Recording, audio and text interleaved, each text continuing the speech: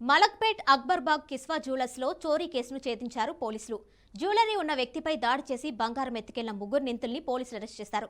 ఈ నెల 14వ తేదీన జ్యువెలర్స్లో ఉన్న యజమాని కొడుకుపై కత్తితో దాడి చేసి బంగారం ఎత్తుకెళ్లారు. చోరీ చేయడానికి ముందే ముగ్గురు నిందితులు రెక్కి నిర్వహించారు.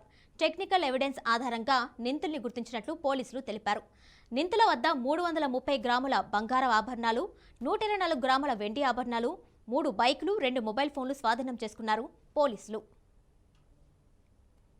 ఈ అఫెన్స్ అవ్వగానే south east task force, Chaderghat crime team రెండు కూడా టెక్నికల్ ఎవిడెన్స్ మీద వర్కౌట్ చేయడం జరిగింది. దాని ప్రకారంగా ఒక ముగ్గురిని మేము ఐడెంటిఫై చేసి వాళ్ళే ఈ అఫెన్స్ చేశారని గుర్తించాము. వీళ్ళు ముగ్గురిని కూడా మనం ఈరోజు మార్నింగ్ కస్టడీలోకి తీసుకోవడం జరిగింది. ఈ ముగ్గురు కూడా అందులో ఒకతను Nazim Aziz Kotadia and Shaukat rainy and warriors, వీళ్ళు ముగ్గురు కూడా ర్యాపిడో రైడర్స్ లాగా చేస్తున్నారు.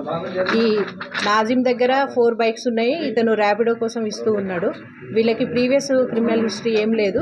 ఈ ర్యాపిడో రైడర్గా పనిచేస్తున్నప్పుడు ఒకసారి ఇక్కడ అక్బర్బాగ్లో దిగబెట్టినప్పుడు ఈ జ్యువెలరీ షాప్ ఏదైతే ఉందో అక్కడ ఒక్కడే ఉండడం చూసి రెక్కి కూడా నిర్వహించాడు. ఇది 14వ తారీఖు అయింది అఫెన్స్.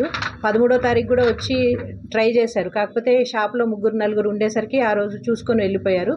సో 14th రోజు ఆఫ్టర్నూన్ ఫస్ట్ ఒకడు వచ్చేసి వారిస్ అనే తను వచ్చి లోపల మాటల్లో పెట్టి ఉండగా ఇంకా మిగిలిన ఇద్దరు నాజీమ్ అండ్ షౌకత్ ఇద్దరు వచ్చేసి ఇతన్ని కత్తితో గాయపరిచి గోల్డ్ అంతా కూడా తీసుకొని వెళ్ళడం జరిగింది. దీనికి సంబంధించి కంప్లీట్గా south east task force work out చేసి ఈ కేసును డిటెక్ట్ చేశారు. సీసీ ఫుటేజ్ల ద్వారా మేము వెరిఫై చేసుకోవడం జరిగింది. వాళ్ళు సికింద్రాబాద్ వరకు మేము ట్రాక్ చేసాము. తర్వాత వాళ్ళ వరకు రీచ్